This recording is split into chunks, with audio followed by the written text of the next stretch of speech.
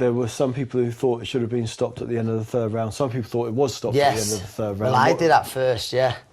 And I was gutted. And I saw some people disagreeing, but I'm so thankful. And I might sound crazy saying this because they ended up face first a few minutes later down on the canvas. But that was it. I wasn't hurt. Don't get me wrong, I was feeling a few shots, but I would have been devastated to have the fight stop there. And then I think he gave me an 8 count for the reason they felt the ropes was holding me up. I didn't think that was the case, but obviously I had to fight back with something, and I thought, oh, please don't tell me this is over now. When I fought, and anyway, lucky enough for me, it was the count, but I wanted to go and try and give it a go, and if it would have been stopped there, I felt like I wouldn't have given it a go.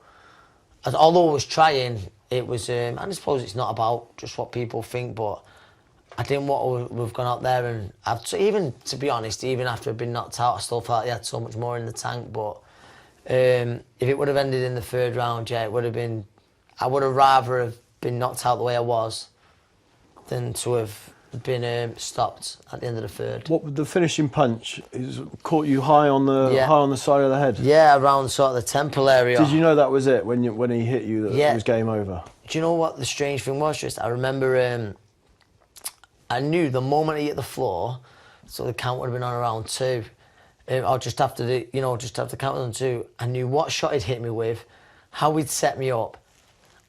But the frustrating thing was, I knew I was never going to beat the 10 count because my body sort of, one of my friends who was ringside, he said, I saw your body sort of lock out.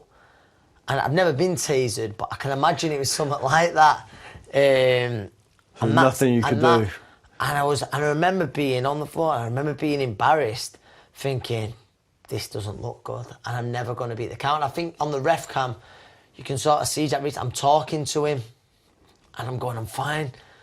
And I think he says something along the lines of, just staying down here, and I'm thinking, I just want to get up. But I probably couldn't have got up because it was just like I say, I imagine what it's like to be tasered, and that's what it was. It was just one of them, he'd caught me with a great shot, and even before him, he probably hit a bit harder than he expected, but it wasn't to the point where he ever thought, oh, it'll knock me out with one shot. But the old saying, the shot you don't see coming is the shot that puts you over, and that's certainly what happened that night.